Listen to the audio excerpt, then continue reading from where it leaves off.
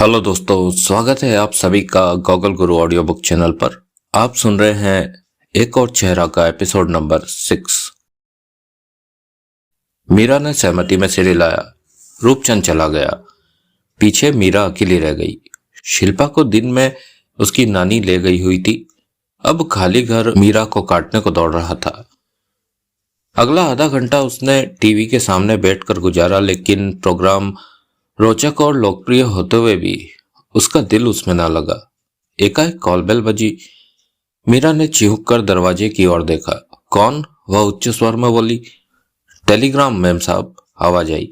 रात के इस वक्त टेलीग्राम? कैसे, क्यों? समझ नहीं पाई। उसने खुद ही से पूछा, सब खैरियत तो है ना? फिर वह बोली, आती हूं, बोली और अशोक के किसी अनिष्ट की आशंका से लरचते हुए दरवाजे की ओर बढ़ी। उसने कांपते हाथों से दरवाजा खोला। सामने अशोक खड़ा मुस्कुरा रहा था। मीरा के मुंह से एक हर्ष भरी किलकारी निकली और वह उसके साथ लिपट गई। अशोक ने उसे गोद में उठा लिया और उसके कपोलों पर संक्षिप्त सा चुंबन अंकित करता हुआ भीतर दाखिल हुआ। मीरा ने पांव के प्रहार से दरवाजा बंद किया। अरे सूटकेस तो बाहर ही रह गया, वह बोला। रह जाने दो, मीरा झूम कर बोली। उसमें कीमती सरकारी कागजात है, चोरी हो जाएंगे। हो जाने दो। अरे नौकरी छूट जाएगी। छूट जाने दो। शिल्पा से तो मिल लेने दो। किसी से नहीं मिलना सिवाय मेरे। यह तो पूछ लो कि जिस काम के लिए मैं गया था उसमें कामयाब होकर लौटा या नहीं। पूछूंगी, लेकिन तुम्हारी उस कामयाबी के बाद जो तुम्हें अभी मिलने वाली है। लेकिन गुलाम, जो हुक्म दिया गया है उसकी तामील करो। जो हुक्म मलिका आलिया। और अशोक ने अपनी बीवी को उठाए उठाए बेडरूम का रुख किया। आधी रात होने को थी। हल्की हल्की बूंदाबांदी हो रही थी, लेकिन माहौल बता रहा था कि वह किसी भी क्षण मूसलाधार वर्षा में तब्दील हो सकती थी। जौहरी बाजार सुनसान पड़ा था। कहीं कोई हरकत, कोई आवाज न थी। पुलिस की एक जीप बाजार से गुजर रही थी। जीप को एक सिपाही चला रहा था। उसकी बगल में एसआई नामदेव बैठा था। पीछे लंबा डंडा संभाले एक 3 फीते वाला हवलदार बैठा था। जीप मंथर गति से चलती हुई वॉल्ट वाली इमारत के सामने से गुजरी तो उसके बंद दरवाजे के सामने मौजूद गार्ड ने जीप को सैल्यूट मारा। जीप पुलिस की थी और उसकी निगाह में उसके भीतर जो कोई भी बैठा था सलाम का हकदार था। एकाएक वायरलेस टेलीफोन पर उनकी पुकार होने लगी। नामदेव ने छत के साथ लगे हुक पर टंगे रेडियो टेलीफोन के रिसीवर को वहां से उतारा, उसे कान से लगाया और अपनी शिनाख्त करवाई। गोल मंदिर के पास एक एक्सीडेंट हो गया है, उसके कान में डिस्पैचर की आवाज पड़ी। जाइए, तफ्तीश कीजिए और फिर अपनी चौकी के इंचार्ज को रिपोर्ट करें। नामदेव ने रिसीवर वापस हुक पर टांग दिया और सिपाही को गोल मंदिर की तरफ चलने का निर्देश दिया। सुनसान सड़कों पर दौड़ती पुलिस की जीप आनन फानन गोल मंदिर के करीब पहुंच गई। वहां सड़क पर उन्हें बिजली के खंभे से टकराकर तिरछा हो गया एक ट्रक दिखाई दिया। ट्रक के करीब एक आदमी औंधे मुंह पड़ा था और गीली सड़क पर बरसाती पानी के साथ मिलकर उसका खून दूर दूर तक बहता दिखाई दे रहा था। सड़क पर पड़े आदमी के जिस्म में कोई हरकत न थी। लगता था वो ट्रक के नीचे आ गया था और उसे मरा जानकर ड्राइवर या तो जानबूझकर और या ट्रक चालू न होने पाने की स्थिति में उसे वहीं छोड़कर भाग निकला था। तीनों पुलिसिये बॉडी के करीब पहुंचे और उसके आजू बाजू जा खड़े हुए। फिर बॉडी को उलटने की नीयत से एएसआई नामदेव नीचे की तरफ झुका। तभी एकाएक लाश ने करवट बदली और उनकी तरफ एक स्टेन गन तान दी।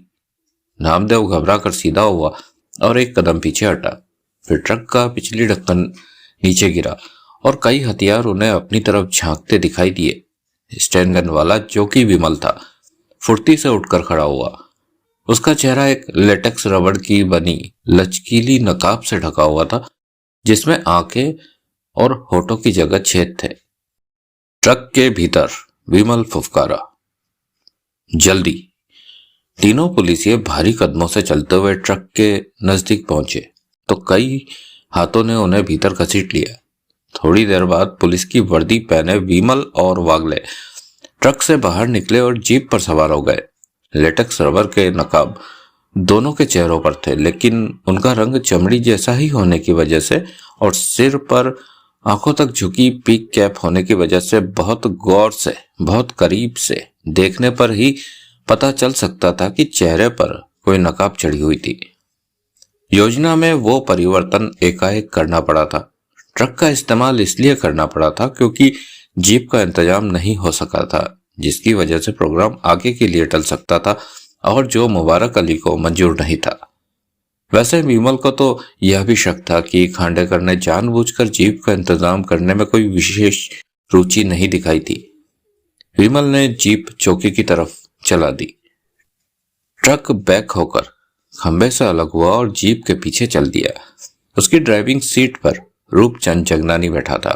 उसके अलावा ट्रक में मुबारक अली, सतीश आनंद, जामवंत राव, इरफान अली और नागराज नाम का एक अन्य आदमी जो बकौल तुकाराम एकदम भरोसे का था। ट्रक में एएसआई नामदेव से पूछा जा चुका था और अन्य दोनों पुलिसियों से तस्दीक की जा चुकी थी कि उनके अलावा चौकी पर 2 ही पुलिसिये मौजूद थे। उनमें से एक सोन गोत्रे नाम का दरोगा था और दूसरा टीकाराम नाम का सिपाही। जीप चौकी के अहाते में दाखिल हुई। ट्रक बाहर ही रुक गया था। वागले ने जीप का हॉर्न बजाया और आवाज लगाई, टीकाराम। आया साहब, भीतर से आवाज आई। फिर सिपाही टीकाराम इमारत से बाहर निकला। उसने चौकी की जीप को पहचाना और यह देखकर मन ही मन बहुत भुनभुनाया कि जीप इमारत के प्रवेश द्वार के सामने खड़े होने की जगह परे नीम के पेड़ के नीचे खड़ी थी और बूंदाबांदी अब बाकायदा बरसात में तब्दील होने लगी थी। बड़े बेसब्रेपन से जीप का हॉर्न बजा। आया साहब, टीकाराम बोला और फिर जीप की तरफ लपका। वह जीप के करीब पहुंचा तो उसने एक रिवॉल्वर की नाल अपनी तरफ तनी पाई। खबरदार, विमल फुफकारा, आवाज न निकले। टीकाराम हक्का बक्का सामने रिवॉल्वर वाले को देखने लगा, लेकिन पीक कैप के नीचे एक गोल दायरे के अलावा उसे कुछ ना दिखाई दिया। तभी एक ट्रक कंपाउंड में दाखिल हुआ। चलते ट्रक में से इरफान अली और नागराज बाहर कूदे और टीकाराम के पास पहुंचे। उन्होंने टीकाराम को दबोचा और उसे लगभग घसीटते हुए ट्रक के करीब ले गए। आनन फानन उसे ट्रक में लाद दिया गया और उसकी मुश्कें कसकर उसे भीतर पहले से ही उसी हालत में मौजूद उसके जोड़ीदार पुलिसियों के करीब डाल दिया गया। फिर इरफान, नागराज और रूपचंद जगनानी ट्रक में रह गए और बाकी सब 2 स्टेन गनों और रिवॉल्वरों से लैस चौकी में दाखिल हुए। चौकी के ऑफिस में लकड़ी की विशाल मेज के पीछे, मेज के खुले दराज पर टांगे फैलाए, सोन गोत्रे अधलेटा सा बैठा ऊँघ रहा था। उसकी चौकी के इलाके में कर्फ्यू लग गया था, इसलिए उसे चौकी में यूं बैठना पड़ रहा था, वरना वह चौकी को मातहतों के हवाले करके कब का सोया पड़ा होता। अपने सामने प्रेतों की तरह आन खड़े हुए 5 व्यक्तियों को देखकर उसके छक्के छूट गए। हड़बड़ी में उसने दराज से पांव हटाए तो दराज मेज में से निकलकर भड़ाक से नीचे गिरा और वह स्वयं कुर्सी समेत धाराशायी होते होते बचा। उसकी रिवॉल्वर उसकी पेटी समेत एक खूंटी में लटक रही थी। वह उसकी तरफ घुमा ही था कि एक आदमी फुर्ती से कूदकर उसके और रिवॉल्वर के बीच में आ गया। तुम्हारे 4 आदमी हमारे कब्जे में है, विमल बोला। तुम ज्यादा होशियारी दिखाने की यदि कोशिश करोगे तो खुद तो मरोगे ही, उनकी मौत के लिए भी खुद ही जिम्मेदार होंगे। दरोगा ठिठक गया। उसने थूक निकली। आतताई उसके साथ अदब से पेश आ रहा था, उसे ठीक से संबोधन कर रहा था, लेकिन फिर भी उसका ऐसा कुछ प्रभाव उस पर पड़ा कि उसकी घिघी बनने लगी। उसने कभी सपने में भी न सोचा था कि उसकी पुलिस की नौकरी में कभी कोई ऐसा भी दिन आएगा जबकि कोई चौकी ही कब्जाने की जरूरत कर डालेगा। तुम्हारा नाम सोन गोत्रे है ना? विमल बोला। हाँ, सोन गोत्रे बड़ी कठिनाई से कह पाया। क्या चाहते हो? अभी मालूम हुआ जाता है। फिलहाल बराए मेहरबानी अपनी वर्दी दुरुस्त करो और पीक कैप पहनो। उसने तुरंत आदेश का पालन शुरू किया। विमल ने कुटी पर से बेल्ट उतारी, उसके होल्स्टर में से रिवॉल्वर खींची और उसकी गोलियां निकालकर अपनी जेब में डाल ली। उसने रिवॉल्वर वापस होल्स्टर में रखा और फिर जब दरोगा वर्दी व्यवस्थित कर चुका तो उसने बेल्ट उसे सौंप दी। दरोगा ने बेल्ट अपनी मोटी तोन पर अटका ली। फिर केवल वागले विमल के पास पीछे रह गया और बाकी लोग बाहर निकल गए। ऑफिस की बगल में एक बड़ा सा कमरा था जहां की थोड़ी देर बाद मुश्किल कसे चारों पुलिस कर्मियों को बंद कर दिया गया। अब मेरे साथ चलो, विमल बोला। कहाँ? दरोगा बोला। जौहरी बाजार के दोनों सिरों पर, जहां की कर्फ्यू की वजह से पुलिस तैनात है। कितने आदमी है दोनों सिरों पर? 4-4। उनके अलावा बाजार में कहीं और भी पुलिस तैनात है? नहीं, गश्त के लिए भी नहीं। उन्हीं आदमियों ने गश्त भी करनी होती है। चौकी की जीप पर आप मेरे साथ चल रहे, मैं आपका ड्राइवर, आप मेरे साहब। आपने पुलिस कर्मियों से यह कहना है कि कर्फ्यू हटा दिया गया है, इसलिए वो फौरन चौकी में पहुंचे। लेकिन कर्फ्यू तो नहीं हटा, मुझे मालूम है, लेकिन आपने ऐसा कहना है। आपने ऐसी कोई शरारत नहीं करनी है, कोई होशियारी नहीं बरतनी है, और जो मैं कहूं वही कहे। यह ना भूलिएगा कि आपके व्यवहार पर उन 4 पुलिसियों की जिंदगी का दारोमदार है जो कि बगल के कमरे में बंद है। जीप पर बाजार का चक्कर लगाकर 10 मिनट में यहाँ वापस लौटा जा सकता है। मेरी यहाँ वापसी में अगर 11वां मिनट भी लगा तो मेरे आदमी यहाँ मौजूद 4 पुलिसियों को शूट कर देंगे, लेकिन जीप रास्ते में बिगड़ सकती है। भगवान से प्रार्थना करो कि जीप ना बिगड़े, कोई और अड़चन आ सकती है, वो आपके लाए आएगी, इसलिए तो आपको यह चेतावनी दी जा रही है। दरोगा खामोश रहा। उसने अपने सूखे होठों पर जीप फेरी। तैयार? दरोगा ने सहमति में गर्दन हिलाई। चलें? हाँ, चलिए फिर। मैं साथ चलता हूं, वो अगले व्यग्र भाव से बोला। नहीं, कोई आवश्यकता नहीं, लेकिन कहा ना, जरूरत नहीं। विमल दरोगा सोनगोत्रे के साथ चौकी से बाहर निकला। वह जीप की ड्राइविंग सीट पर बैठा। अपनी रिवॉल्वर उसने अपनी दाईं जांघ के नीचे दबा ली। दरोगा उसकी बगल में बैठ गया। विमल ने जीप आगे बढ़ाई। जौहरी बाजार के चौकी की ओर धाने पर तैनात पुलिस कर्मी उन्हें एक दुकान के साइबान के नीचे बैठे दिखाई दिए। पुलिस की जीप अपनी ओर आती पाकर उन्होंने बीड़ियां फेंक दी और उठ खड़े हुए। विमल ने जीप साइबान के करीब लाकर रोकी। 4 पुलिसियों ने सैल्यूट मारा। विमल ने स्थिर नेत्रों से दरोगा की ओर देखा। कर्फ्यू हट गया है, दरोगा कठिनाई से बोल सका। अब तुम्हारी यहाँ जरूरत नहीं। तुरंत चौकी पर पहुंचे। सबके चेहरे पर उल्लास की लहर दौड़ गई। उस गंदे मौसम में वैसे भी कौन फील्ड ड्यूटी करना चाहता था। अब सबको अपनी बीवियों के गर्म पहलू याद आने लगे। सब साइबान के नीचे से निकले और लगभग दौड़ते हुए चौकी की तरफ बढ़े। विमल ने जीप आगे बढ़ा दी। जीप वॉल्ट के आगे से गुजरी तो वहां तैनात सशस्त्र गार्ड ने जीप को सलाम मारा। इजी, विमल मन ही मन बोला। वे बाजार के दूसरे सिरे पर पहुंचे। दरोगा ने वही संदेश वहां भी दोहराया और विमल के कहने पर 4 पुलिसियों को जीप में सवार हो जाने का अतिरिक्त आदेश दिया। 9 मिनट में जीप वापस चौकी पर पहुंच गई। पहले वाले 4 पुलिसिया पहले ही मुश्किल कसकर बगल कमरे में पहुंचा दिए गए थे। अब बाकी के 4 पुलिसकर्मियों दरोगा का भी वही हश्र किया गया और सब इंस्पेक्टर की वर्दी पहने रूपचंद जगनानी को स्टैन गन के साथ बाहर स्थापित कर दिया गया। उसे समझा दिया गया था कि उसने सोना नहीं था, ऊना भी नहीं था, और हर 5 मिनट बाद कैदियों के कमरे में जाकर झांक कर तस्दीक करनी थी कि कोई गड़बड़ तो नहीं हुई। टेलीफोन बजने पर उसे सुनना था और मुनासिब जवाब देना था। किसी बात का जवाब देना उसकी सामर्थ्य से बाहर होता तो दरोगा सोनगोत्रे को पर लाना और स्टेनगन की नोक पर उससे मुनासिब जवाब दिलवाना था। अलार्म बेल ऑफिस में ही लगी हुई थी और उसकी तारें काट दी गई थी। डकैती में प्रयुक्त होने वाला सारा सामान ट्रक में से निकालकर जीप में लाद लिया गया। ट्रक को मुबारक अली चौकी से कहीं परे खड़ा कराया। फिर रूपचंद जगनानी के अलावा सब लोग जीप पर सवार होकर वहां से रवाना हो गए। हवलदार की वर्दी पहने नागराज को पहले मोड़ पर उतार दिया गया। जीप वॉल्ट वाली इमारत के सामने से गुजरी। वहां के गार्ड ने मशीनी अंदाज में जीप को सलाम मारा। पुलिस की जीप पर निगाह पड़ते ही उसका हाथ स्वयं सलाम की मुद्रा में उठ जाता मालूम होता था। विमल ने जीप मैनहोल नंबर 36 के करीब रोकी। वागले जीप से निकलकर मैनहोल में दाखिल हुआ और नीचे सीवर से गुजरती टेलीफोन केबल को काट आया। अतिरिक्त सावधानी के तौर पर वह अलार्म बेल की जाती बिजली की तारें भी काट आया। जीप आगे बढ़ी और बाजार के दूसरे सिरे पर हवलदार की वर्दी पहने इरफान अली को उतार कर वापस लौटी। अंत में विमल ने जीप को वापस वॉल्ट वाली इमारत के सामने ले जाकर रोका। वाहे गुरु सच्चे पातशाह, वह होठों से बुदबुदाया, तू मेरा राखा सबनी थाई। गार्ड ने फिर सलाम मारा। वागले ने उसे आवाज देकर करीब बुलाया। गार्ड निसंकोच जीप के करीब पहुंचा और कई हाथों द्वारा दबोच लिया गया। फिर उसकी मुश्किल कसकर उसे जीप के पिछले भाग में डाल दिया गया। जामवंत राव ने अपनी नकली चाबी मार्केट के बंद चैनल शटर पर टंगे भारी भरकम ताले में आजमाई। चाबी बड़ी सफाई से ताले में घूम गई। उसने राहत की सांस ली। स्वयमेव ही उसके होठों पर मुस्कुराहट रेंग गई।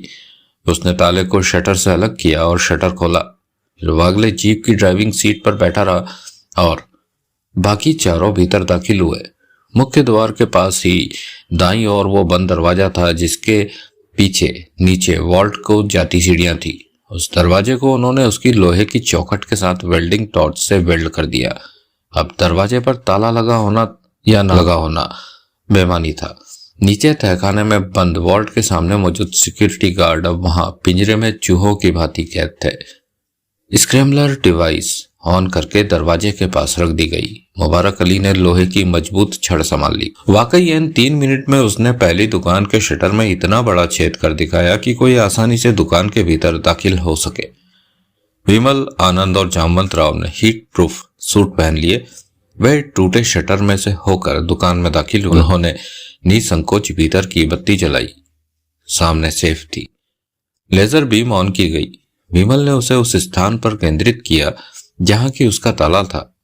वह ताले के इर्द गिर्द वृत्ताकार में बीम घुमाने लगा। 2 ही मिनट में वहां इतना धुआं हो गया कि उनके लिए गैस मास्क पहनना जरूरी हो गया और मुबारक अली को वहां उनके करीब खड़ा रहना असंभव दिखाई देने लगा। वह दुकान से बाहर निकल गया और प्रतीक्षा करने लगा। 5-5 मिनट की शिफ्टों में बाकी तीनों ने बीम ऑपरेट की। 15 मिनट में बीम की सलाख जैसी तीखी लपट सेफ के कोई आधा फुट मोटे दरवाजे के आर पार हो गई और 5 मिनट में ताले वाले हिस्से के इर्द गिर्द बीम प्रकार की तरफ फिर गई। छेद का दायरा मुकम्मल हो गया तो विमल ने मुबारक अली को आवाज दी। वह करीब आया तो उसने लोहे की छड़ ली। उस छड़ से उसने ताले के करीब दायरे पर 2 ही प्रहार किए तो लोहे में कटा सेफ के दरवाजे का दायरा सेफ के भीतर जा गिरा और सेफ में कोई 8 इंच व्यास का गोल खप्पा दिखाई देने लगा।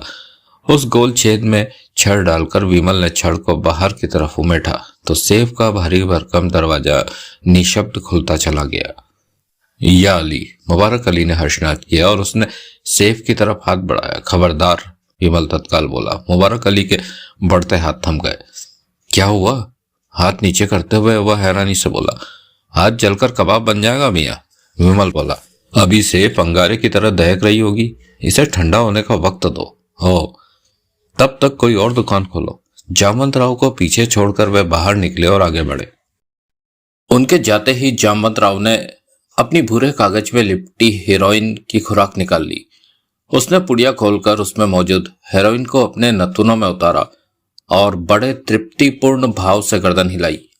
खाली भूरा कागज उसने तोड़ मड़ोड़ कर शटर के बाहर उछाल दिया और अपनी खोपड़ी में अनार फूटने की प्रतीक्षा करने लगा। उसे ज्यादा देर प्रतीक्षा न करनी पड़ी। जल्दी ही नशे की तरंग का हिंडोला उसे झूला झुलाने लगा। मलानी रात पाली करके घर लौट रहा था। वह कांदीवली के समीप स्थित एक मिल में लेथ ऑपरेटर था और उस रोज उसने डबल शिफ्ट की थी, जिससे कि रात 2 बजे उसकी छुट्टी हुई थी। अपने इलाके में पहुंचते पहुंचते उसे 3 बज गए थे। वह जौहरी बाजार में रहता था। वह दोपहर से ही घर से निकला हुआ था, इसलिए उसे पता नहीं चल पाया था कि इलाके में कर्फ्यू लग गया है। जौहरी बाजार के करीब पहुंचने से पहले ही उसे हवा भारी लगने लगी। कहीं फिर तो कर्फ्यू नहीं लग गया था, उसने मन ही मन सोचा। अगर कर्फ्यू था तो पुलिसिये उसे उस घड़ी पर नहीं जाने देने वाले थे। साला कितना बेहुदा इलाका था यह। रोज दंगे होते थे, रोज कर्फ्यू लगता था। बारिश हो रही थी जिसमें भीगता हुआ वह बाजार के दहाने के करीब पहुंचा। एक खंबे की ओट में से उसने सामने झांका। बाजार के दहाने पर एक दुकान के साइबान के नीचे एक सिपाही खड़ा था। वह सिगरेट पी रहा था जिसका वह कश लगाता था तो साइबान के नीचे अंधेरे में जुगनू सा चमकता था। एक ही पुलिसिया। कर्फ्यू में तो वहां कई पुलिसिये तैनात होते थे, बाकी क्या गश्त कर रहे थे? नहीं, इतनी बरसात में गश्त तो भला वे क्या ही करते, तो जरूर कहीं और पनाह हासिल किए हुए होंगे कि नींद से उसकी आंखें बोझिल हो रही थी। ऊपर से वह बुरी तरह ठिठुर रहा था और उस नामुराद मौसम में वह किसी भी तरह अपने घर की पनाह में पहुंच जाना चाहता था।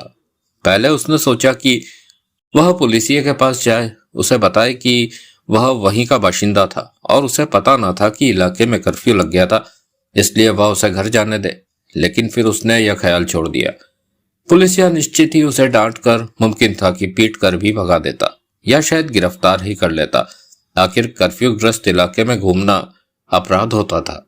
अगर किसी तरह से वह उस अकेले पुलिसिया की निगाह से बचकर बाजार में दाखिल हो सके तो। तभी उसके करीब एक कुत्ता आया और खंबे के साथ पेशाब करने लगा। मलानी ने जोर से उसे एक लात जमाई। कुत्ता चें चें करता हुआ परे को भागा। साहिबान के नीचे सिगरेट की लौ ने रुख बदला। जरूर उस पुलिसिया की तवज्जो उस वक्त चें चें करके भागते हुए कुत्ते की तरफ थी। मलानी खंबे की ओट से निकला और दबे पांव बाजार की तरफ भागा। पुलिसिया की विपरीत दिशा की दुकानों की लाइन के बरामदे में उसके कदम पड़े तो वह ठिठका। कितनी ही देर सांस रोके प्रतीक्षा करते रहने के बाद वह इस नतीजे पर पहुंचा कि साहिबान के नीचे मौजूद पुलिसिया का ध्यान उसकी तरफ नहीं गया था। वह दबे पांव आगे बढ़ा। बाजार एकदम सुनसान था। बारिश के गंभीर शोर के अलावा वहां कोई आवाज नहीं हो रही थी।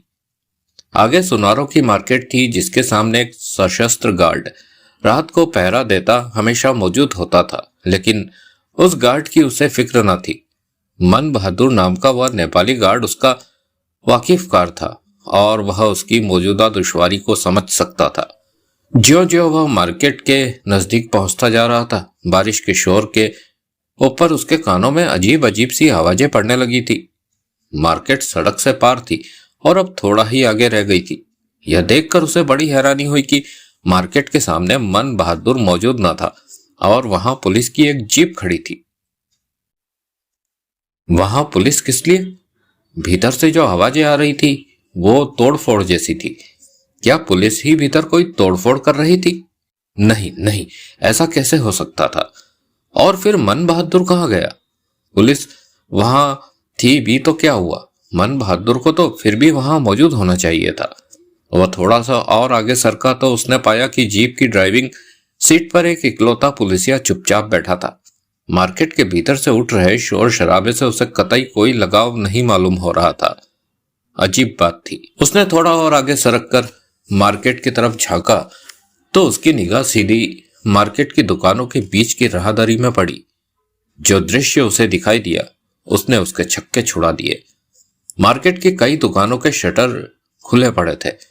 4 आदमी राहदारी में काफी आगे एक दुकान के सामने खड़े थे। उनमें से 3 ऐसी पोशाक पहने थे जैसे किसी दूसरे ग्रह के हों और किसी अंतरिक्ष यान पर से उतर के आए हों। चौथा आदमी पुलिस की वर्दी में था और एक छड़ की सहायता से एक दुकान का शटर तोड़ने की कोशिश में मशगूल था। अब मलानी को यह समझते देर न लगी कि मार्केट में डाका पड़ रहा था। जरूर जीप में बैठा पुलिसिया नकली था और डाकुओं का साथी था। जरूर बाजार के दाहने पर मौजूद पुलिसिया भी नकली था और डाकुओं का साथी था। वह क्या करे? क्या मोहल्ले में जाग करा दे? लेकिन उसके शोर मचाते ही डाकू उसे पकड़ लेते और फिर उसकी लाश वहीं सड़क पर बरसाती पानी में डुबकियां लगा रही होती। तो वह दबे पांव आगे बढ़ा। आगे एक गली थी।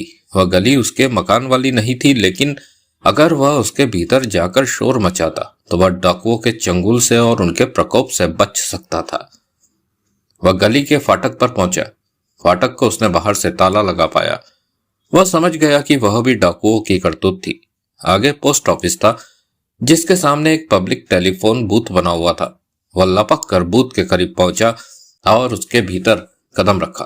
तुरंत भीतर बत्ती जल उठी और पंखा चल गया। उसने हड़बड़ाकर कदम बाहर निकाला। दोनों उपकरण बंद हो गए। वह समझ गया कि उनके स्विच बूथ के नीचे यानी कि फर्श के नीचे थे। उसने जेब से सिक्का निकाला और इस बार दरवाजा खोलकर बिना फर्श पर कदम रखे टेलीफोन के हुक पर से रिसीवर उठा लिया। संयोगवश उस इलाके की चौकी का टेलीफोन नंबर उसे मालूम था, जहां की फोन करके वह सुनारों की मार्केट में पड़ रहे डाके की खबर पुलिस को, असली पुलिस को दे सकता था। उसने रिसीवर कान से लगाया तो उसके मुंह से निराशा भरी सिसकारी निकल गई। टेलीफोन डेड था। उसने रिसीवर वापस हुक पर टांग दिया और बाजार में दाएं बाएं निगाहें दौड़ाई। एकदम सुनसान। अब वह बाजार के पड़ले सिरे से करीब था। उधर करीब ही लोकल का रेलवे स्टेशन था। शायद वहां से वह पुलिस को टेलीफोन कर सके। वह दबे पांव आगे बढ़ा। दहाने पर पहुंचकर उसने देखा कि उधर भी एक पुलिसिया मौजूद था, लेकिन उसका रुख बाजार के भीतर की तरफ होने की जगह बाहर की तरफ था। वह उकड़ू सा आगे बढ़ा। उसने बाजार से बाहर कदम रखा ही था कि एकाएक पुलिसिया ने कर्कश स्वर में उसे ललकारा। मलानी ने फौरन बाजार की तरफ मुंह कर लिया। पुलिसिया, जो कि इरफान अली था, लपक कर उसके करीब पहुंचा। उसने उसे गिरबान से थाम लिया और गुर्राया, किधर जाता है? बाजार में जाता है बाप। मलानी गिड़गिड़ाया, उधर अपुन का घर है। बाजार में जाता है? इरफान अली उसे बाजार के दहाने से परे धकेलता हुआ बोला, साले मालूम नहीं बाजार में कर्फ्यू लगेला है? लेकिन बाप, भाग जा नहीं तो अंदर कर देगा। उसने फिर मलानी को धक्का दिया। मलानी बाजार से विपरीत दिशा को चल दिया। वह स्टेशन पर पहुंचा। वहां के टेलीफोन में डायल टोन थी। उसकी उंगलियां तेजी से स्थानीय चौकी का नंबर डायल करने लगी। 3 घंटे के अथक प्रयासों के बाद एएसआई नामदेव अपने हाथों के बंधन खोलने में कामयाब हो गया। इस कोशिश में उसकी दोनों कलाइयां छिल गई और उनमें से खून चूहचूहाने लगा, लेकिन वह खुश था कि उसकी मेहनत रंग लाई थी। फिर धीरे धीरे बुरी तरह से दुखते हाथों से उसने अपने पैरों को भी बंधन मुक्त कर लिया। अपने मुंह पर बंधी पट्टी को उसने सिर के पीछे लगी गांठ पर से ढीला भर किया। उसे अपने दांतों के बीच में से न निकाला।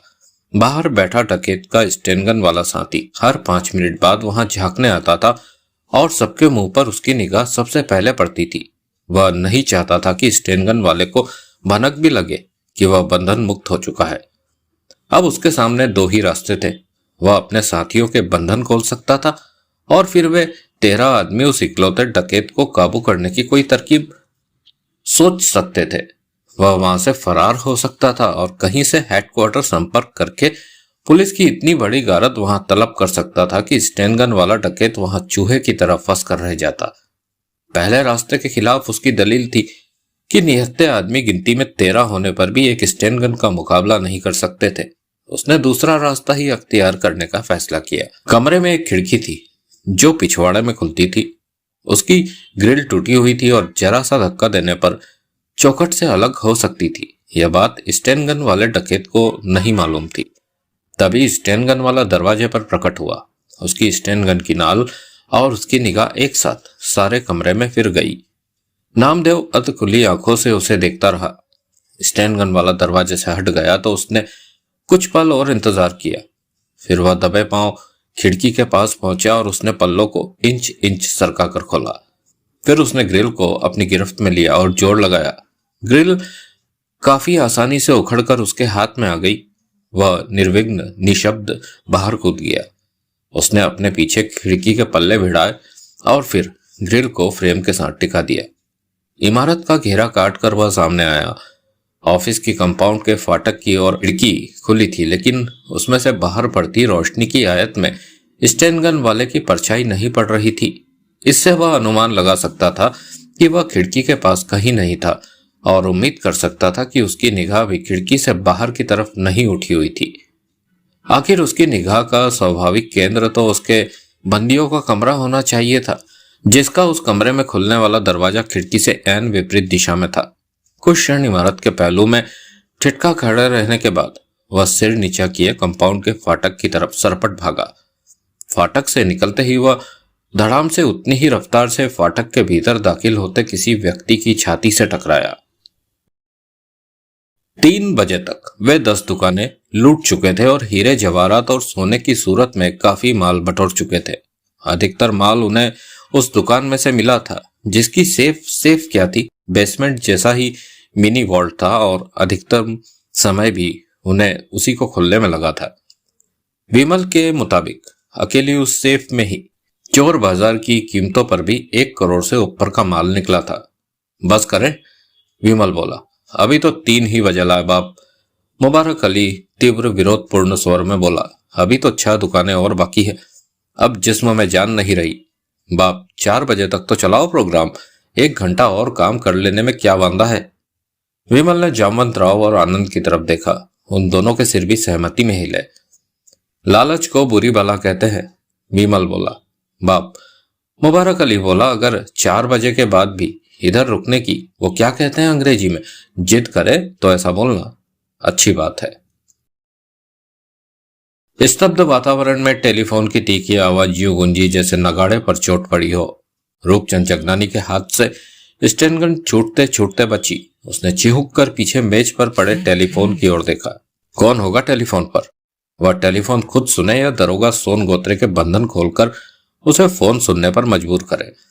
जब से वह वहां मौजूद था, फोन तब से पहली बार बजा था और अब तो वह यह उम्मीद करने लगा था कि फोन बजेगा ही नहीं। फिर हिम्मत करके उसने फोन उठा लिया। हेलो, वह समय स्वर में बोला। हेलो, दूसरी तरफ से कोई बोला। कौन? सब इंस्पेक्टर सोन गोत्रे। बड़ी देर लगाई फोन उठाने में। मैं बाहर था, आने में देर। ठीक है, लाइन पर रहिए, एसीपी देवड़ा साहब बात करेंगे। अच्छा। रूपचंद का दम खुश्क होने लगा। एसीपी देवड़ा ने अगर उसकी आवाज पहचान ली तो, या वह दरोगा सोन गोत्रे की आवाज पहचानता हुआ तो। अब सोन गोत्रे के बंधन खोलकर उसे लाइन पर लगाने जितना भी वक्त नहीं था। हेलो, तभी उसे देवड़ा की आवाज सुनाई दी। यस सर, वह दबे स्वर में बोला। कर्फ्यू के इलाके में कैसा चल रहा है? सब अमन शांति है सर। कोई वारदात तो नहीं हुई? No sir. ठीक है, और 2 घंटे तक अगर अमन शांति ही रहे तो इलाके में माइक वाला अनाउंस करवा देना कि कर्फ्यू टेम्परेरी तौर पर खोला जा रहा है। Yes sir. लाइन कट गई। रूपचंद ने चैन की सांस ली और कांपते हाथों से रिसीवर कैडल पर वापस रखा। अभी उसका रिसीवर से हाथ हटा भी नहीं था कि घंटी पुनः बज उठी। जरूर एसीपी ही कोई बात कहना भूल गया था। उसने फोन उठाकर कान से लगाया और बोला, यस सर। हेलो, एक उत्तेजित अपरिचित आवाज उसके कानों में पड़ी। पुलिस चौकी? यस। आप कौन बोल रहे हैं? मैं चौकी का इंचार्ज बोल रहा हूँ। दरोगा जी, सुनारों की मार्केट में डाका पड़ रहा है, दुकानें लूटी जा रही है। व्हाट? मैं सच कह रहा हूँ जनाब, सारा नजारा मैंने अपनी आंखों से देखा है। आंखों से देखा है? कैसे देखा है? कहां से देखा है? बाजार में तो कर्फ्यू है। मुझे कर्फ्यू की खबर ना थी। मैं रात पाली करके घर लौट रहा था कि बाजार में कैसे घुसे? दोनों दहानों पर तो पुलिस सिपाही। घुस गया किसी तरह से। साहब, आप बातों में वक्त जाया ना कीजिए और फौरन कुछ कीजिए। लुटेरे अभी मार्केट में ही हैं। तुम हो कौन? मेरा नाम मलानी है, किशन मलानी। मैं 4 नंबर गली में रहता हूँ। इस वक्त बोल कहां से रहे हो? स्टेशन के बूथ से। लोकल के स्टेशन से? हाँ। मलानी, तुम ऐसा करो, तुम यहाँ चौकी में आ जाओ। हमें तुम्हारी। कैसे आ जाऊं? बाजार में तो सिपाही घुसने नहीं देता। पिछले बाजार से घेरा काट कर आ जाओ। वैसे भी अब तुम्हारा वॉल्ट के सामने से गुजरना ठीक नहीं। मलानी, तुम सिपाही को डॉज दे भी सको तो भी बाजार में दाखिल ना होना और वॉल्ट के आगे से ना गुजरना, इसी में तुम्हारी भलाई है, समझे? हाँ, फौरन चौकी पर पहुंचो, हमें तुम्हारी जरूरत पड़ेगी। आप डाकुओं को पकड़ने के लिए कुछ कर रहे हैं? तुम लाइन छोड़ो, मैं अभी पुलिस की पूरी गारद मंगवाता हूँ। ठीक है, मैं आ रहा हूँ। संबंध विच्छेद हो गया। रूपचंद ने टेलीफोन वापस क्रेडिल पर रखा और अपने माथे पर चू आई पसीने की बूंदें पोंछने लगा। फिर उसने अपने आप को तसल्ली दी कि फिलहाल स्थिति काबू में थी। मलानी नाम के उस मूर्ख ने उस चौकी पर फोन किया था। उसे 100 नंबर पर फोन करना नहीं सूझा था, जो कि पुलिस हेडक्वार्टर के कंट्रोल रूम में बसता। उसे चौकी बुलाने के पीछे उसका मंतव्य भी यही था कि उसे दोबारा फोन करना या कोई और खुराफत न सूझे। फिर उसने स्टेनगन संभाली और कैदियों के कमरे के खुले दरवाजे पर पहुंचा।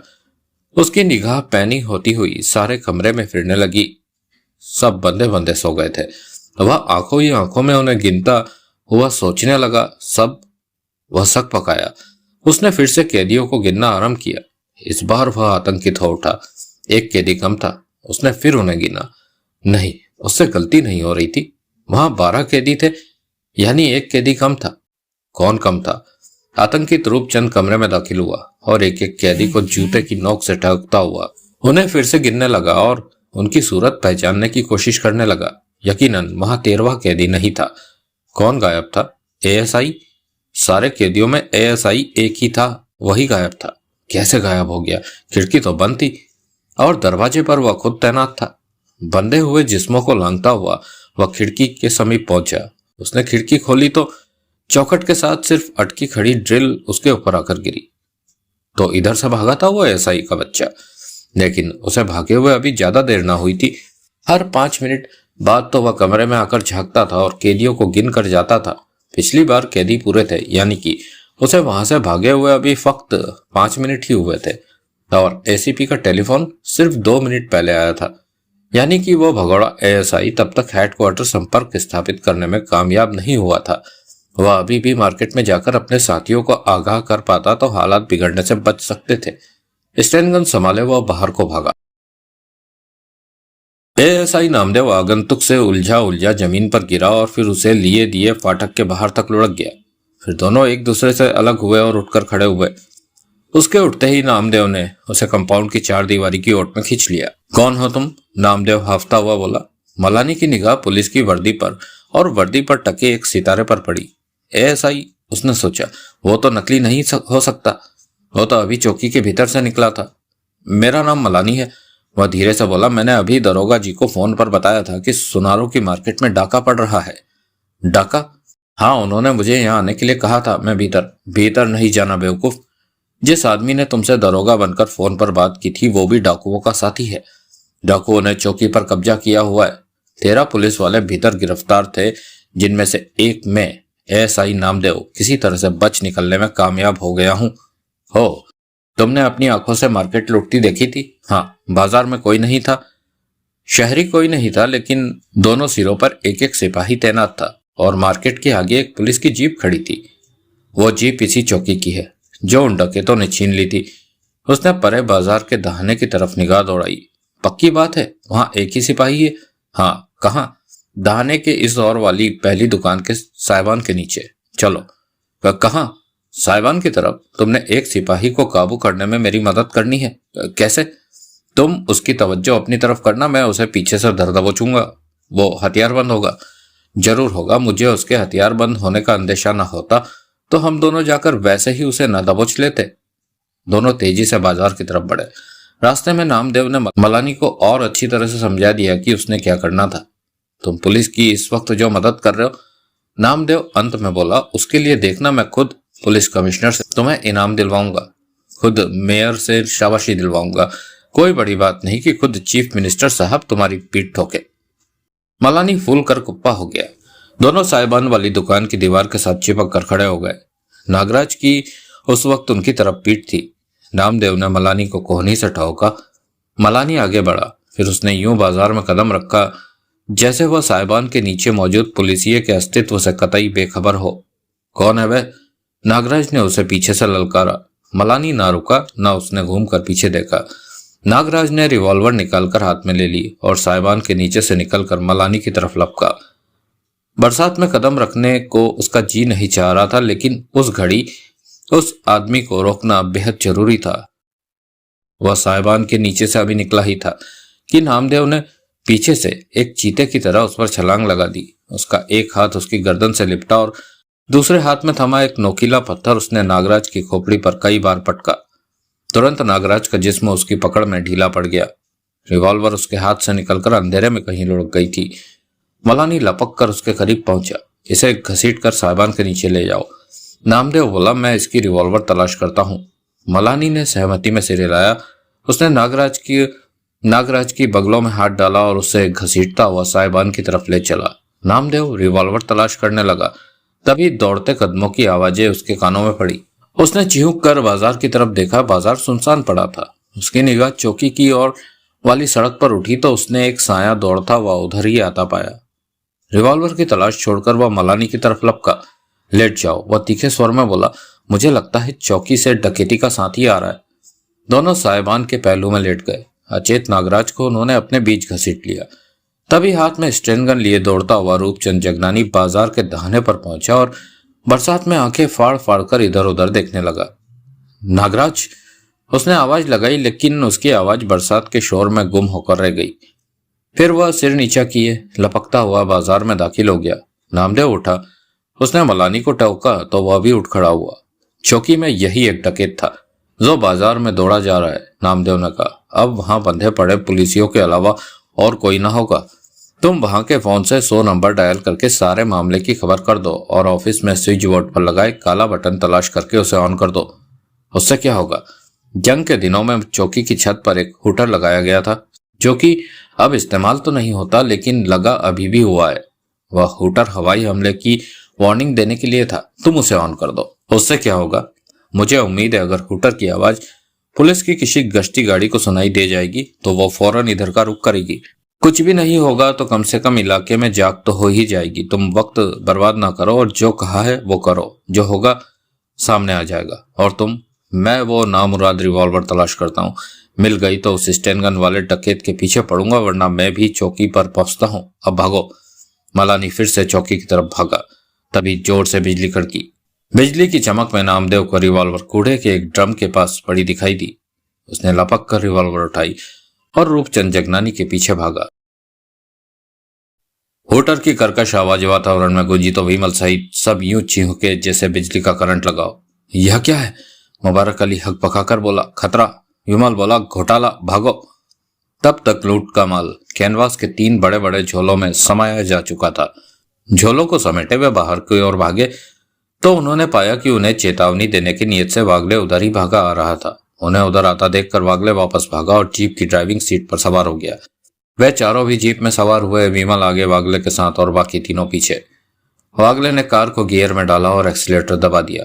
कार अभी सर की ही थी कि एकाएक आनंद चिल्लाया, रोको रोको। क्या हुआ? जगनानी भागा आ रहा है, बैक करो बैक करो। वागले ने विमल की तरफ देखा। विमल ने जीप में से सिर निकालकर पीछे सड़क पर देखा। भागा जगनानी ही आ रहा था लेकिन अभी वह बहुत पीछे था। तभी हुटर के बीचों बीच दूर कहीं से आती फ्लाइंग स्क्वाड के सायरन की आवाज भी सुनाई देने लगी। बैक करो, आनंद आतंकित भाव से चिल्लाया। मैं कहता हूं बैक करो। विमल ने वागले को देखकर सहमति में सिर हिलाया। तुरंत जीप सड़क पर तूफानी रफ्तार से उल्टी भागने लगी। जीप रूपचंद के करीब पहुंची। बुजुर्गवार आनंद जीप से बाहर रूपचंद की तरफ हाथ बढ़ाता हुआ बोला, जल्दी करो। पहले से ही जल्दी करते रूपचंद ने और जल्दी करने की कोशिश की तो उसका एक पांव सड़क पर बहते बरसाती पानी के नीचे कहीं छुपे किसी गड्ढे में पड़ा और वह औंधे मुंह सड़क पर गिरा। स्टेन गन उसके हाथ से छिटक कर दूर जा गिरी। आनंद जीप में से कूदा और लपक कर रूपचंद के पास पहुंचा। उसने रूपचंद को जबरन उठाकर उसके पैरों पर खड़ा किया और उसे जीप की ओर धकेलने लगा। जीप के पिछले भाग में पहुंचकर उसने रूपचंद को सामने मुबारक अली और जामवंत राव की फैली बाहों में धकेल दिया। उन्होंने रूपचंद को भीतर खींच लिया। फिर उसके पीछे आनंद जीप में चढ़ने ही लगा था कि उसी क्षण सड़क पर प्रकट हुए नामदेव की रिवॉल्वर की गोली उसकी खोपड़ी के पुष्ट भाग में आकर टिकी। उसका शरीर धनुष की तरह एक बार हवा में तना और फिर वह एक चीख के साथ सड़क पर ढेर हो गया। मुबारक अली ने बला की फुर्ती से दोबारा गोली चलाने को तत्पर नामदेव की दिशा में कई फायर झोंक दिए। गोलियों की बौछार की चपेट में नामदेव का शरीर फिरकनी की तरह हवा में घुमा और फिर धराशायी हो गया।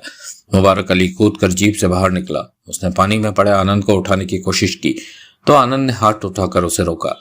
मैं मर रहा हूं। खून के बुलबुलों के साथ उसके मुंह से आवाज निकली, मेरे वक्त बर्बाद न करो। मेरा हिस्सा मेरी माँ के पास पहुंचा देना, अमृतसर। पता बोलो। मुबारक अली व्यग्र भाव से बोला। मकान नंबर 403। हाँ, कटरा आहुलाना लिया। शकुंतला देवी आनंद को मेरा हिस्सा पहुंचा देना। पहुंचा दूंगा, जरूर पहुंचा दूंगा। मेरे फ्लैट पर एक लड़की है, हाना गोंजाल्वेस। उसे कह देना कि जिसका वो इंतजार कर रही है वो अब इस दुनिया में नहीं रहा। कहना कि जिंदगी में जब प्यार करने के लायक अक्ल आई तो जिंदगी नहीं रही। हाना को कहना कि इस बेवफा मर्द को माफ। उसकी आंखें उलट गई। तभी फ्लाइंग स्क्वाड के सायरन की आवाज बहुत करीब से आई। मुबारक अली, विमल बोला। उसके स्वर में कोड़े की फटकार थी। जीप पहले ही हरकत में आ चुकी थी। मुबारक अली लपक कर जीप में सवार हो गया। दुकानों के ऊपर के फ्लैटों की खिड़कियां पटापट खुलने लगी थी लेकिन सड़क अभी भी सुनसान थी और मूसलाधार बारिश अभी भी हो रही थी। जीप तोप से छूटे गोले की तरह वहां से भागी। रास्ते में विमल और जामवंत राव ने अपने गैस मास्क और जिस्म पर मौजूद हीट प्रूफ पोशाकें उतारकर सड़क पर फेंक दी। बाजार के दहाने पर जीप पहुंची तो इरफान अली भी उस पर सवार हो गया। नागराज, वागले बोला, अब बाजार के दूसरे सिरे पर नहीं जाया जा सकता। विमल सख्ती से बोला। वो समझदार होगा तो हमसे पहले ही वहां से भाग चुका होगा। बेवकूफ होगा तो या तो पुलिस की गिरफ्त में होगा या आनंद की तरह ही बाजार में कहीं मरा पड़ा होगा। बुजुर्गवार मुबारक अली रूपचंद से बोला, तुम्हारी खातिर उस शख्स ने अपनी जान दे दी। प्रत्युत्तर में रूपचंद के होठ फड़फड़ाए लेकिन मुंह से कोई शब्द ना निकला। हुआ क्या था फिर पूछेंगे। विमल सख्ती से बोला, इस वक्त सलामत भाग निकलने की तरफ तवज्जो दो। जीप फ्लाइंग स्क्वाड के सायरनों से गूंजते वातावरण में सुनसान सड़क पर दौड़ती रही। कई बार जीप का वायरलेस टेलीफोन बजा, लेकिन किसी ने उसकी तरफ तवज्जो न दी। फिर मुश्के बंदे नेपाली चौकीदार मन बहादुर समेत जीप को छोड़कर वे माल समेत ट्रक में सवार हो गए। आंटी के स्क्रैप यार्ड में सुरक्षित पहुंच जाने के बाद ही विमल को यकीन आया कि वे कामयाब हो गए थे। तेरा अंत न जाना मेरे साहिब। फिर विमल के मुंह से निकला, मैं अंधुले क्या चतुराई। रविवार को सोलंकी को सूझा कि उसे डायरेक्टरी में चंदानी का नाम सी में ही नहीं एच में भी देखना चाहिए था। उसने वेटर से डायरेक्टरी मंगाई और नर्स को उलझनपूर्ण और अनुमोदन रहित निगाहों का शिकार होते हुए उसे सी पर खोला। वहां कम से कम 20 चंदानी और दर्ज थे। Harish Chandani, Harish M Chandani, Harish J M Chandani, H J M Chandani, H G Chandani, H R Chandani जैसे नामों का कुल जमा जोड़ 20 तक पहुंचा। पिछले ही रोज की तरह नर्स को डॉज देकर वह होटल से निकला और सारा दिन अहमदाबाद शहर के धक्के खाते रहने के बावजूद वह अपनी नई लिस्ट में से सिर्फ 9 नाम ही चेक कर पाया। उस रात वह वापस लौटा तो नर्स पांव पटकती हुई वहां से हमेशा के लिए कूच कर गई। सोलंकी ने कोई ऐतराज नहीं किया। तबीयत अब उसकी काफी हद तक ठीक थी। उसकी गर्दन अभी भी दुखती थी, लेकिन वह दर्द नाकाबिले बर्दाश्त नहीं था और दवा वह फिलहाल खा ही रहा था। उसने खाना खाया, दवा खाई और फिर घोड़े बेचकर सो गया। रौनक बाजार में घटना स्थल पर पहुंचने वाले पुलिस अफसरान में इंस्पेक्टर अशोक जगनानी भी था। वहां की तहकीकात के दौरान एक चीज ऐसी सामने आई जिसकी तरफ केवल अशोक जगनानी की तवज्जो गई। वह एक भूरा कागज था जो कि लुटी हुई दुकान के भीतर उड़ता फिर रहा था। अशोक ने वह कागज उठाया, उसने उसे उल्टा पलटा और उस पर अपनी तर्जनी उंगली फिराई। फिर उंगली को वह नाक के पास लेकर गया। क्या है? एसीपी देवड़ा ने कहा। हेरोइन, अशोक बोला। इस कागज में हेरोइन थी। तो डकैतों में से कोई जरूर हेरोइन का नशा करता था। सिर्फ यह भूरा कागज देखकर ऐसा कैसे कह सकते हो? कागज दुकान के भीतर लुटी हुई तिजोरी के सामने उड़ता फिरा मिला है। एसीपी आश्वस्त न हुआ, लेकिन अब वैसा ही एक कागज एक और लुटी हुई दुकान में मिला तो उसे अशोक की बात पर पुनर्विचार करना पड़ा। This is a lead sir, Ashok बोला। डकैतों का एक साथी डोप एडिक्ट था। मुझे इस कागज की खास पहचान है। यह कागज कमाटीपुरे के इलाके के हजारा सिंह नाम का एक डोप पेडलर हेरोइन की पुड़िया बनाने में इस्तेमाल करता है। सर, एक डकैत शर्तिया हजारा सिंह का कोई ग्राहक है। This is a big lead. उस आदमी को, हजारा सिंह को पकड़ो और मालूम करो कि यह किस किस को हेरोइन सप्लाई करता रहा है। कागज की क्या बात है? एकाएक समीप खड़ा इंस्पेक्टर फाल्के बोला। अशोक ने उसे कागज दिखाया और बात बताई। ऐसे कागज तो, फाल्के बोला, उस सुरंग में आम उड़ते पाए गए थे जो कि सैन मारो ने वॉल्ट तक पहुंचने के लिए खोदी थी। यह डकैती उसी गैंग का काम है, देवड़ा बोला। और भी बहुतेरी बातें यह साबित करती है कि यह डकैती उसी गैंग का काम है। मैं दाद देता हूं हमलावरों की जीदारी की कि एक बार नाकामयाब हो चुकने के बाद उन्होंने उसी जगह इतनी जल्दी फिर वार करने की हिम्मत की। सर, ऐसी जिदारी गैंग में नहीं होती, फाल्के बोला। गैंग को कंट्रोल करने वाले लीडर में होती है। कहीं वह सोहल का काम तो नहीं? देवड़ा बोला। कोई कुछ ना बोला। सारी कार्य प्रणाली पर सोहल की स्पष्ट छाप है। उसको ऐसी डकैतियों का तजुर्बा है। यूं ही उसने अमृतसर में भारत बैंक का वॉल्ट भी खोला था। कई सिर सहमति में ले साहबान, तफ्तीश इस बात को मद्देनजर रखकर की जाए कि यह सोहल का काम हो सकता है। यह शर्तिया सोहल का काम है। इकबाल सिंह बनाया, यह सोहल का काम ही है। साहब, डोंगरे बोला, डाका वॉल्ट पर नहीं, मार्केट की दुकानों पर पड़ा है। फिर भी यह सोहल का काम है। उसे मालूम हो गया होगा कि वह मार्केट कंपनी की है और वहां की दुकानों को कंपनी की सरपरस्ती हासिल है। कैसे मालूम हो गया होगा? जो बात किसी को मालूम नहीं वो सोहल को कैसे मालूम हो गई होगी? यह मुझे नहीं पता। यह पता लगाना तेरा काम है कि हमारी सिक्योरिटी में कहाँ छेद है। साहब, गुस्ताखी माफ हो तो एक बात कहूं? क्या? आपके मन में सोहल का हौवा बैठ गया मालूम होता है, इसलिए जो कोई भी वारदात शहर में होती है आप उसका रिश्ता सोहल से जोड़ लेते हैं। इकबाल सिंह ने कहर भरी निगाहों से डोंगरे को देखा, लेकिन फिर खुद ही उसकी निगाह झुक गई। तू ठीक कह रहा है डोंगरे, वह धीरे से बोला। सच पूछे तो हकीकत यही है। हकीकत यही है कि मुझे उसकी उस वक्त की प्रलयंकारी सूरत नहीं भूलती जब उसने मुझे कहा था कि इकबाल सिंह बकिया बनने की कोशिश मत करना। बकिया तो आप बने? हाँ बना, हालात ने बनाया। बकिया के टॉप के 15 ओहदेदारों में से मैं एक ही इकलौता ओहदेदार था जिस पर सोहेल का कहर नहीं टूटा था। मैं आगे ना आता तो बकिया का इतना बड़ा निजाम बंदर बाट के हवाले हो जाता। नीलम की मौत के गम में जैसा अधमरा सा सोहल वहां से विदा हुआ था, उससे तो मुझे लगा था कि या तो वह वैसे ही मर खप जाएगा या फिर पुलिस की गिरफ्त में आकर फांसी पर टंग जाएगा। मेरी बदकिस्मती की दोनों में से एक भी बात ना हुई। पता नहीं किसने उस मुर्दा जिस्म में फिर जान फूंक दी और वो फिर मुंबई पहुंच गया। डोंगरे, सोहल के बारे में मुझे तेरे से नाउम्मीदी होती जा रही है। तू तो उसे पकड़ पाएगा नहीं, अलबत्ता वो जरूर किसी दिन मौत का परकाला बनकर यहां मेरे सामने आन खड़ा होगा। साहब, कोशिश तो मैं पूरी।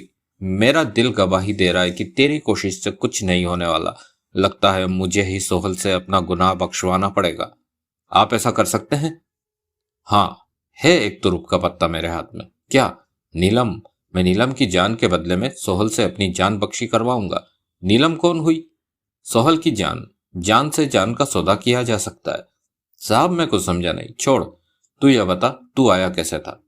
मैं यह बताने आया था कि पुर्तगाल और गोवा के रास्ते हमारा नारकोटिक्स स्मगलिंग का जो रूट चलता है, उसे फौरन बंद कर देना बहुत जरूरी हो गया है। क्यों? मुंबई पुलिस के इंस्पेक्टर अशोक जगनानी की मेहरबानी से उस रूट का पर्दाफाश हो चुका है। हमारा बहुत माल पकड़ा गया है, कई आदमी भी पकड़े गए हैं, लेकिन अभी खैरियत है कि पकड़े जाने वालों में ऐसा आदमी कोई नहीं है जो उस ऑपरेशन की रिश्तेदारी कंपनी से जोड़ सकता हो। लेकिन अगर हमने फौरन वो रूट बंद न किया और अपने आदमियों को आगाह न किया तो आने वाले दिनों में कोई ऐसा आदमी भी पकड़ा जा सकता है। ऐसा नहीं होना चाहिए, इकबाल सिंह चिंतित भाव से बोला। आप अभी सावधानी बरतेंगे तो ऐसा नहीं होगा। मेरे ख्याल से इस बाबत आपको गजरे साहब से फौरन बात कर लेनी चाहिए और उन्हें इस बाबत खबरदार कर देना चाहिए।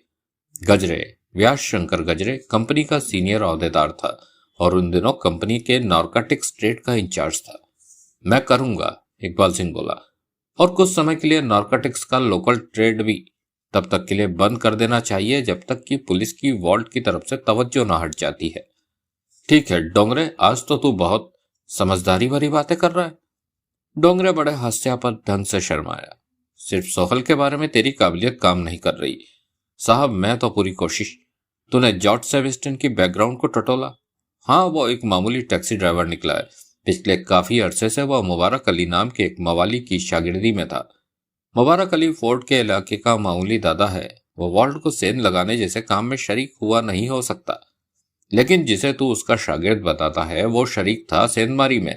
जब शागिर्द एक काम कर सकता है तो उस्ताद क्यों नहीं कर सकता? मैं मुबारक अली को और टटोलता हूँ, डोंगरे दबे स्वर में बोला। फौरन? अगले हफ्ते या अगले महीने? नहीं। जी हाँ, फौरन।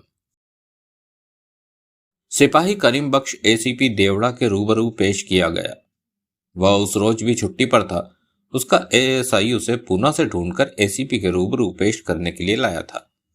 उसे बताया गया कि उसे वहां क्यों तलब किया गया था। 13 तारीख इतवार की रात को माहिम काजवे की चेकपोस्ट पर जो महकमे के आदमी तुम्हारे साथ ड्यूटी पर थे, उनका कहना है कि जिस मैटाडोर वैन के बारे में अभी तुम्हें बताया गया है, उनका पैसेंजर तुम्हारा जान पहचान वाला था। जी साहब, करीम बख्श दबे स्वर में बोला। कौन था वो? मुबारक अली। क्या करता है ये मुबारक अली? फिल्मों में एक्स्ट्रा सप्लाई करता है साहब। तुम उसे कैसे जानते हो? वो पहले धोबी तालाब के झोपड़ पट्टे में मेरे बाजू में रहता था। अब वहां नहीं रहता? नहीं। अब कहाँ रहता है? पता नहीं मालूम साहब, लेकिन वो फोर्ट में कहीं रहता होगा। कैसे जाना? वो मेटाडोर वैन वाला बंदरगाह जा रहा था। मुबारक अली बोला था कि वैन वाले से उसने फोर्ट तक के लिए लिफ्ट मांगी थी। लिफ्ट मांगी थी? एसीपी के माथे पर बल पड़े। वो दोनों इकट्ठे नहीं थे? नहीं साहब। कैसे मालूम? मुबारक अली खुद ऐसा बोला था। वो बोला था उसकी गाड़ी बिगड़ गई थी, टैक्सी उसे मिल नहीं रही थी, इसलिए उस मेटाडोर वैन वाले छोकरे से उसने लिफ्ट मांगी थी। मुबारक अली साहब बोला था कि वो छोकरा उसका जानने वाला नहीं था। ये मुबारक अली आ कहां से रहा था? यह तो मैंने नहीं पूछा। ठीक है, तुम जा सकते हो। तुम भी। करीम बख्श और एएसआई सैल्यूट मारकर विदा हो गए। हमें आदमी का नाम मालूम है। देवड़ा इंस्पेक्टर फाल्के की तरफ घूमा। उसका धंधा मालूम है और वह इलाका मालूम है जिसमें कि वह रहता है। क्या उसको तलाश करना मुश्किल होगा? कतई नहीं, फाल्के बोला। गुड। उसकी तलाश करवाओ और यहां बुलवाओ, फिर देखते हैं वो कितने नंबर का जूता पहनता है। Yes sir. आंटी के घर में कैनवास के तीनों झोलों का माल मेज पर पलट दिया गया था। कमरे में जगमग हो गई। वैसी ही जगमग कमरे में मेज के गिर्द मौजूद लोगों की आंखों में दिखाई देने लगी। फिर सोना, जेवरात, जवाहरात और नोट अलग अलग किए गए। लूट में नोट मिलने से सबको विशेष खुशी हुई थी। लूटी गई कई सेफों में नोट और दस्तावेज रखने के लिए खास तौर से बनाए गए फायर प्रूफ चैम्बर थे, जिसकी वजह से नोट झुलसने से बच गए थे। इरफान अली को उन्हीं नोटों में से 20,000 रुपए देकर वहां से रवाना कर दिया गया था। एक रात की पहरेदारी की एवज में उसकी उतनी ही फीस तय हुई थी। नागराज का अभी भी कुछ पता नहीं था। फिर सबसे पहले नोटों को गिना गया, लगभग 20 लाख रुपया। फिर सोने की बारी आई, लगभग 35 किलो। हीरे जवाहरात और जेवरात की एकदम दुरुस्त कीमत आंकने की काबिलियत किसी में भी नहीं थी, लेकिन आंटी ने अपने फैंस के तजुर्बे के आधार पर बताया कि माल 4 करोड़ से किसी सूरत में कम नहीं था। बिकेगा कितने का? वागले ने पूछा। 2 करोड़ का, आंटी बोली। 4 करोड़ का माल 2 करोड़ में बिकेगा? वो भी हमारी वजह से। कोई दूसरा फैंस ऐसे माल का 40% से ज्यादा नहीं दिला सकता। और सोना, वो 24 कैरेट के बिस्किटों की सूरत में है, 60 लाख में बिक जाएगा। 1 करोड़ का सोना 60 लाख में। एक एक बिस्किट करके बेचने पर 80 लाख में बिक सकता है, और ऊपर भी बिक सकता है। 6-7 महीने में तो बिक ही जाएंगे सारे बिस्किट। 6-7 महीने में? रूपचंद बोला। वो भी तब अगर बेचने वाला बीच में ही पकड़ा ना जाए। ओह, चोरी का इतना माल एक मुश्त बेच पाना कोई छोटी मोटी बात नहीं है। इतनी ही पेमेंट 2 दिन में करने वाला अपना भी तो कोई नफा नुकसान देखेगा या नहीं? आंटी ठीक कह रही है, मुबारक अली बोला। लेकिन वागले ने कहना चाहा, यूं आंटी पर बेएतबारी दिखाने का कोई फायदा नहीं। अब खड़े पैर हम कोई दूसरा फैंस तलाश करने नहीं जा सकते। विमल ने सहमति में सिर हिलाया। जामवंत राव मन ही मन अपने हिस्से को गिनने लगा। 2 करोड़ जमा 60 लाख जमा 20 लाख बटा 5। जवाब तो वह ना निकाल सका, लेकिन जवाब की उम्दा संभावनाओं से उसकी बाँछें खिल गई। उस घड़ी आनंद की किसी को याद नहीं आ रही थी। आंटी ने आनंद के बारे में पूछा था, लेकिन जब मुबारक अली ने उसे बताया कि वह मर गया तो उसकी सूरत पर कोई अफसोस के भाव नहीं उभरे थे। विमल को तो उल्टे यूं लगा था जैसे वह खबर सुनकर मन ही मन खुश हुई हो। नोटों का बंटवारा क्यों ना अभी हो जाए, एकाएक जगनानी बोला। आखिर 40,000 की रकम में उसके प्राण अटके हुए थे। ख्याल बुरा नहीं, मुबारक अली बोला। हाँ, अपनी नाखुश बीवी को याद करता हुआ जामवंत राव भी तुरंत बोला, यही ठीक रहेगा। वागले ने विमल की तरफ देखा, फिर उन दोनों के सिर भी सहमति में हिले। ठीक है, आंटी बोली। विट्ठल राव, नोटों के 6 हिस्से कर। 6? जामवंत राव सकपकाया। एक हिस्सा हमारा भी तो है। ओह ओह, मैं तो भूल ही गया था।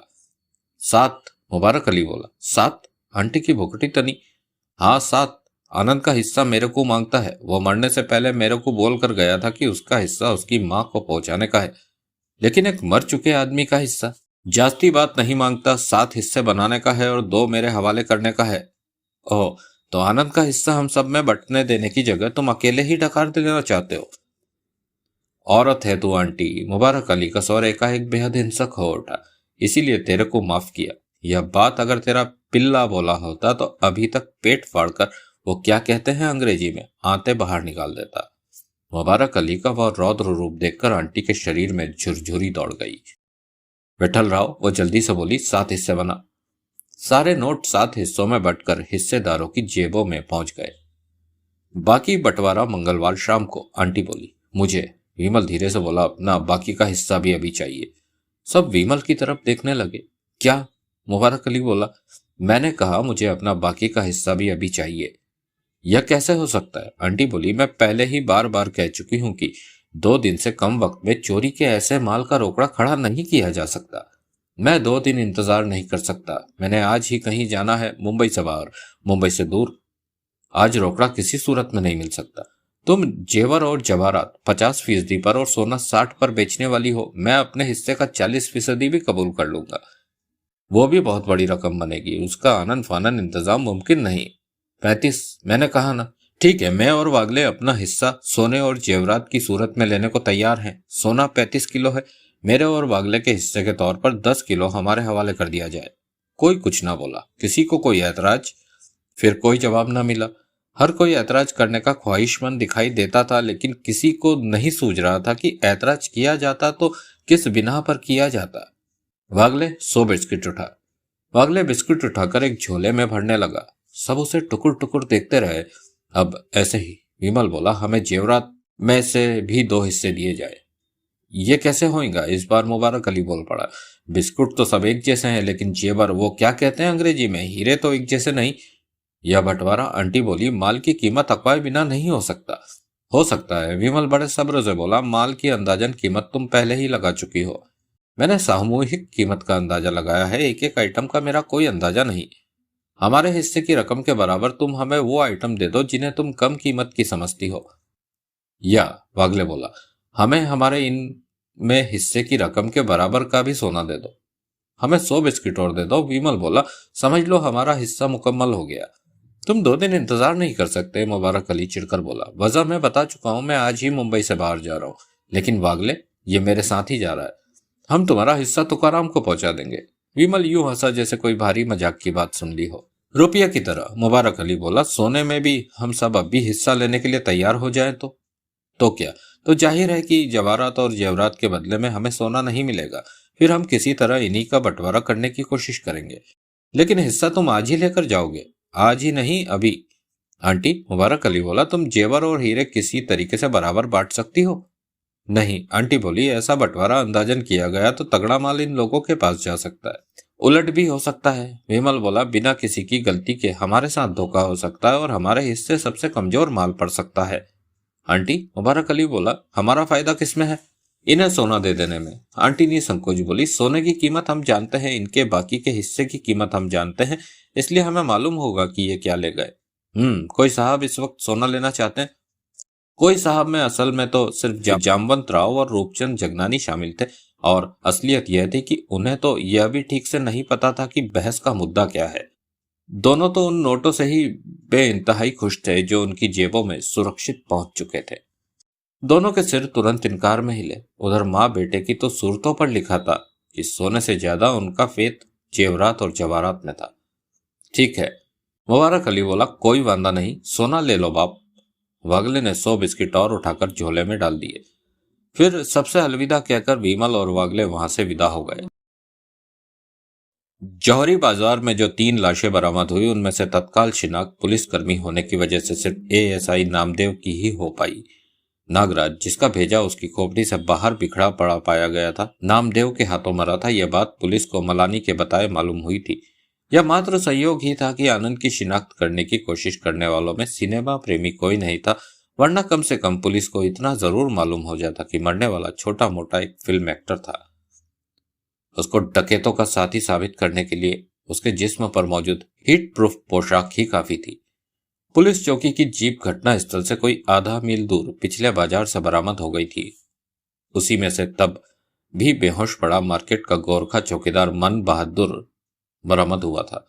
जीप को रूटीन चेकअप से गुजारा गया, उस पर से कोई अपरिचित फिंगरप्रिंट्स बरामद न हुए। प्रेस के लिए पुलिस का जगत प्रसिद्ध चाक चौबंद जवाब हाजिर था। वे कई लीड्स पर काम कर रहे थे और अगले 48 घंटों में वे तमाम के तमाम डकैतों को, जिनका अभी तक उन्हें पता नहीं था कि वे कितने थे, गिरफ्तार कर लेने वाले थे। दोस्तों, एपिसोड नंबर 6 यहीं समाप्त होता है। इसके बाद मुलाकात होगी आपसे एपिसोड नंबर 7 में।